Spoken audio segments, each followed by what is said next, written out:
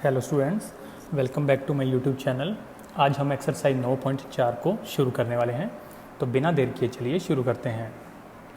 जिसके first question में हमको एक इंटीग्रेशन करना है। पहले इस इंटीग्रेशन को थोड़ा सा ठीक कर लेते हैं। तो यह बन सकता है 1/16 की जगह तो कर देते हैं 4 का स्क्वायर और 9x की जगह कर देते हैं 3x का होल स्क्वायर dx।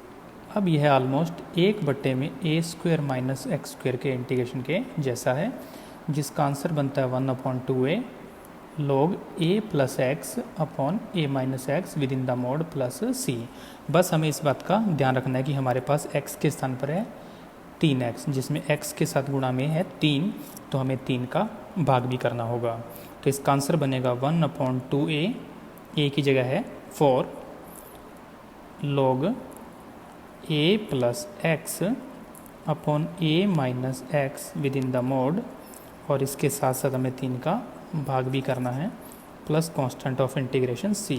1/3 और 1/8 का गुणा कर दूं तो 1/24 log 4 प्लस 3x बटे में 4 माइनस 3x का mode plus constant of integration c।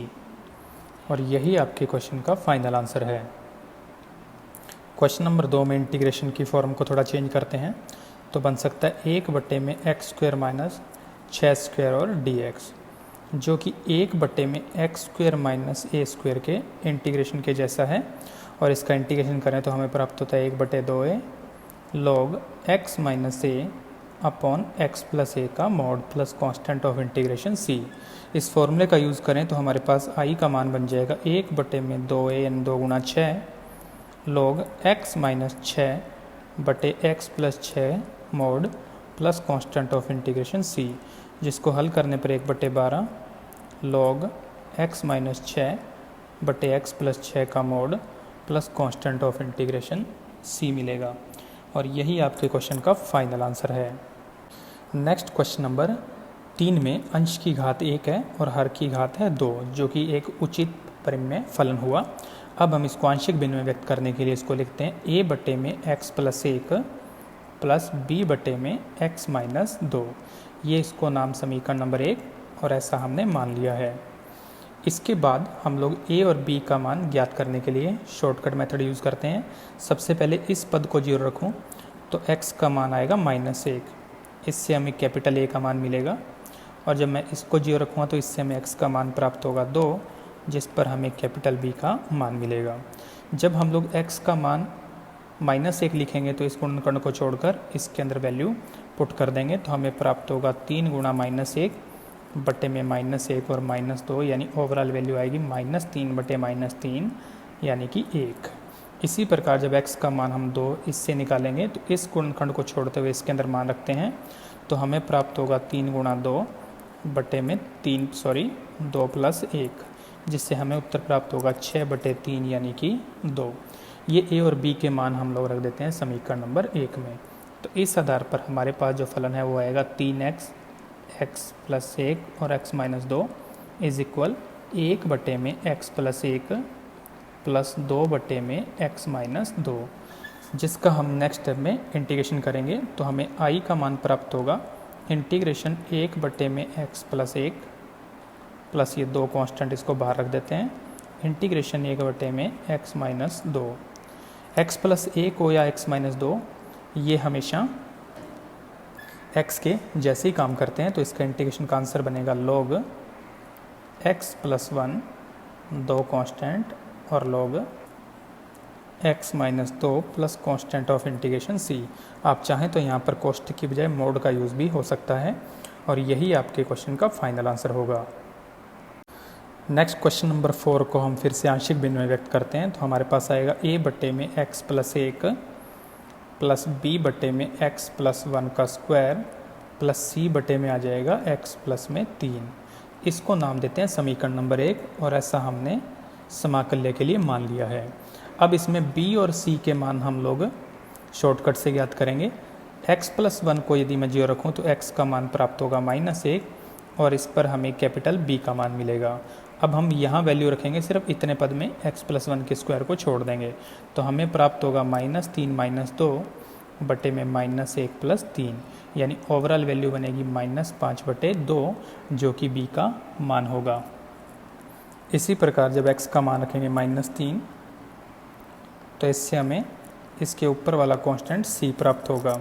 यहाँ मान रखेंगे लेकिन x + 3 को छोड़ते हुए, तो हमें प्राप्त होगा -9 -2 और बटे में -3 + 1 का स्क्वायर जो कि होगा -11/4। अब शेष बच गया हमारे पास a, जिसका मान ज्ञात करने के लिए हम पुनः इस समीकरण को लिखते हैं और इसके बाद वाला स्टेप हम लोग इसका अंश लिखते हैं जो कि है 3x - 2। राइट हैंड साइड में x + 1 को x + 1 से कर देते हैं कैंसिल, तो शेष बचेगा एक x + 1 और एक x + 3, जिसको हमने a के साथ गुणा करके लिख दिया। और b के साथ x + 1 से x + 1 का स्क्वायर कैंसिल हो जाएगा, तो शेष बचेगा x + 3। इसी प्रकार c से x + 3 से x + 3 कैंसिल हो जाएगा, तो c के साथ बचेगा x + 1 का स्क्वायर, जिसको हम नेक्स्ट स्टेप में हल करना चाहें तो 3x - 2 a गुणा में इन दोनों का गुणा कर दूं तो हमारे पास आएगा x² + 4x + में 3, b गुणा में x + 3 और c गुणा में आएगा x² + 2x + 1, जिनके अंदर a, b और c का गुणा करके हम लोग x², x और कांस्टेंट पदों को अलग अलग करते हैं। तो हमारे पास लेफ्ट हैंड साइड में है 3x - 2, राइट हैंड साइड में x² के पद बनेंगे ax² और cx², जिसमें से x² कॉमन ले लें तो हमारे पास आ जाएगा a + c × में x²। नेक्स्ट यदि हम x के पदों देखें तो बन जाएगा 4ax, bx और 2cx, जिसमें से x को कॉमन लेने के बाद हमारे पास बचेगा 4a + b + 2c और गुणा में x। नेक्स्ट स्टेप में शेष पद बनेंगे 3a, 3b और 1c। इनको एज ए कांस्टेंट हम एक कोष्टक के अंदर बंद करके लिख देंगे। तो 3a + 3b और प्लस में c। अब दोनों पक्षों में समान गुणांकों की तुलना करके हम लोग a, b और c के मान ज्ञात कर सकते हैं, लेकिन हमने ऑलरेडी b और c के मान ज्ञात कर लिए हैं। अब सिर्फ a का मान ज्ञात करने के लिए हम लोग सिर्फ इस स्टेप पर ध्यान देते हैं, यानी हम लेंगे सिर्फ x² का गुणांक। लेफ्ट हैंड साइड में x² का कोई पद नहीं है तो x² का गुणांक 0, राइट हैंड साइड में x² का गुणांक बनेगा a + c। इस आधार पर a का मान प्राप्त होगा -c, c का मान हमने ऑलरेडी ज्ञात कर रखा है जो कि है -11/4, तो यहाँ पर बन जाएगा +11/4, ये a का मान है। ये a, b, c के मान हम रख देते हैं समीकरण 1 में। तो हमारा क्वेश्चन था 3x - 2 बटे में x + 1 का स्क्वायर × x + 3, वह बन जाएगा a बटे में x + 1, b जो कि -5/2 है गुणा में 1 बटे में x + 1 का स्क्वायर, और c जिसका मान है -11/4 इंटू आ जाएगा 1 बटे में x + 3। अब जब हम इस पद का इंटीग्रेशन करेंगे तो उसको मान लेते हैं i, और इन पूरे स्टेप्स का जब इंटीग्रेशन किया जाएगा तो कांस्टेंट बाहर रखते हुए पहले इंटीग्रेशन को नोट कर लेते हैं। दूसरा 5/2 बाहर, 1 बटे में x + 1 का स्क्वायर और dx, -11/4 1 बटे में x + 3 और dx, जिसका एक एक पद का इंटीग्रेशन करें तो पहला पद 11/4 बाहर और ये 1 बटे x के जैसे काम करेगा तो बन जाएगा log x + 1। फिर हम लोग इस पद का इंटीग्रेशन करते हैं जिसमें -5/2 बाहर है, ये 1 बटे x² है और 1 बटे x² का इंटीग्रेशन बन जाएगा -1 बटे x, तो आ जाएगा -1 बटे में x + 1 और -11/4 ये भी 1 बटे x के जैसे काम कर रहा है, तो बन जाएगा log x + 3 plus constant of integration c। अब यदि हम इन दोनों पदों में से 11/4 को कॉमन ले लें तो नेक्स्ट पद बन जाएगा 11/4 log x + 1 minus log x + 3, और बीच में एक स्टेप और बचा हुआ है जिसमें माइनस से गुणा करने के बाद हमारा नेक्स्ट पद बन जाएगा प्लस 5/2 गुणा में 1 बटे x + 1 plus constant of integration c। यहाँ पर 11/4 को छोड़ दूँ तो ये वाले दोनों पद बन रहे हैं log m minus log n, जिससे बन सकता है log m बटे में n, और हम चाहें तो यहाँ पर मोड का यूज़ भी हो सकता है। प्लस 5/2 गुणा में 1/में x+1 plus constant of integration c, और यही आपके क्वेश्चन का फाइनल आंसर होगा। नेक्स्ट क्वेश्चन में हम फिर से इसको आंशिक भिन्न में व्यक्त करेंगे, क्योंकि अंश की घात कम है और हर की घात ज़्यादा है। तो इसके आंशिक भिन्न बन जाएगी a/, में पहला गुणनखंड x+1 प्लस b/, में दूसरा गुणनखंड x-2 और c/, में तीसरा गुणनखंड x-3। इसको नाम देते हैं समीकरण नंबर 1। ये हमने समाकल्य को मान लिया है। नेक्स्ट स्टेप में शॉर्टकट से हम a, b और c तीनों के मान ज्ञात कर सकते हैं। तो पहले गुणनखंड से हमें मिलेगा x का मान -1 और उससे हमें कैपिटल A का मान मिलेगा। इस पद को छोड़ते हुए हम लोग यहाँ पर वैल्यू पुट करते हैं, तो हमें प्राप्त होगा -1 का स्क्वायर बटे -1 -2 और -1 और -3, जिससे हमें ऊपर प्राप्त होगा 1 और नीचे प्राप्त होगा -3 गुणा -4, यानी ओवरऑल 1/12।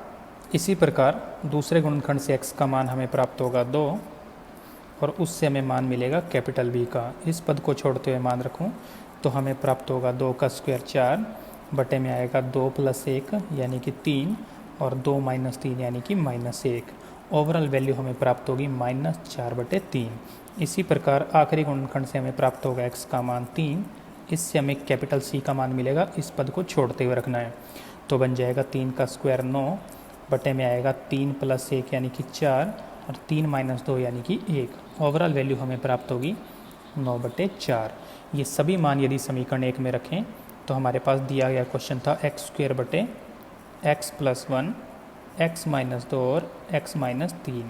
वह पद हमें प्राप्त होगा a का मान 1/12, गुणनखंड था 1 में x+1, b का मान -4/3 और पद था 1 में x-2 और c का मान प्लस में 9/4 और पद था 1 में x-3। यहाँ से नेक्स्ट स्टेप में इसका इंटीग्रेशन करें तो हमें i की वैल्यू मिलेगी। पहले कांस्टेंट था 1/12, x+1 x-2 और x-3 ये सभी x के जैसे काम करेंगे। तो बेसिकली हमें तीनों इंटीग्रेशन के अंदर 1/x की ज़रूरत है। तो 1/12 1 में x+1 का इंटीग्रेशन -4/3 इंटीग्रेशन 1 में x-2 और प्लस में 9/4 इंटीग्रेशन 1 में x-3।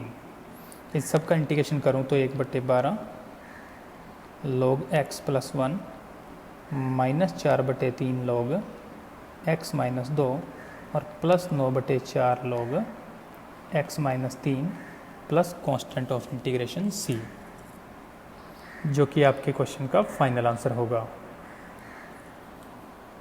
नेक्स्ट क्वेश्चन में यदि हम ध्यान दें तो ऊपर x² है और बटे में यदि हम इसके गुणनखंड करना चाहें तो वह बन सकते हैं x² -4 और x² प्लस में 3, यानी ओवरऑल इसमें केवल x² के ही होंगे पद। तो ऐसे क्वेश्चन को करने के लिए आगे गुणनखंड नहीं करने चाहिए, इसको एक घातीय गुणनखंडों की तरह ही हल करना चाहिए। यानी मैंने इसके आंशिक भिन्न का रूप ठीक वैसे ही माना है जैसे हम एक घातीय पदों के लिए मानते हैं। इसको नाम देते हैं समीकरण नंबर 1 और यहाँ पे लिख देते हैं माना। अब इस पद को जब मैं 0 रखूँगा तो x² का मान मुझे प्राप्त होगा 4, जिससे हमें कैपिटल A का मान मिलेगा और वो मान हम यहाँ पे रखने वाले हैं x² का 4, लेकिन इस पद को छोड़ते हुए। तो इस पद में जब x² का मान 4 रखा जाएगा तो हमें प्राप्त होगा 4/4 + 3, यानी ओवरऑल वैल्यू बनेगी 4/7।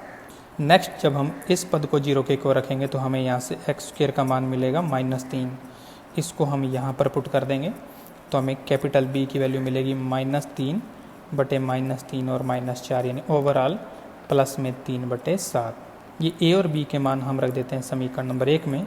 तो हमारे पास इंटीग्रेशन था x² बटे x⁴ माइनस x² - 12 का, जो कि अब बन जाएगा a का मान 4/7 गुणा में 1 में x² - 4 प्लस 3/7 गुणा में 1 में x² प्लस 3 का। इसका इंटीग्रेशन करने पर हमें i प्राप्त होगा। इसके दोनों पदों का इंटीग्रेशन करें तो 4/7 बाहर, इंटीग्रेशन 1 में x² - 4 को लिख दिया x² - 2² dx प्लस 3/7 इंटीग्रेशन इसको लिख दिया एक्स स्क्वायर प्लस 3 के स्थान पर √3 का स्क्वायर। ये दोनों ही इंटीग्रेशन हम लोग जानते हैं। एक तो है 1 में एक्स स्क्वायर माइनस ए स्क्वायर का इंटीग्रेशन, और एक है 1 एक्स स्क्वायर प्लस ए स्क्वायर का इंटीग्रेशन।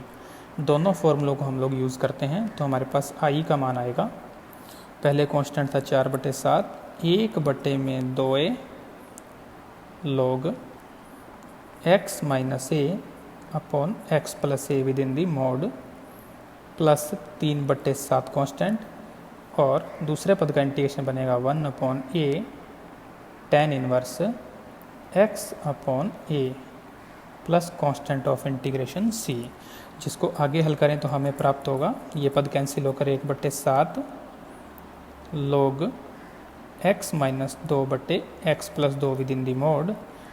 यहाँ पर 3 से √3 कैंसिल हो जाए तो ऊपर बचेगा √3, यानी ओवरऑल वैल्यू आएगी √3/7 tan inverse x/√3 plus constant of integration c, और यही आपके क्वेश्चन का फाइनल आंसर होगा।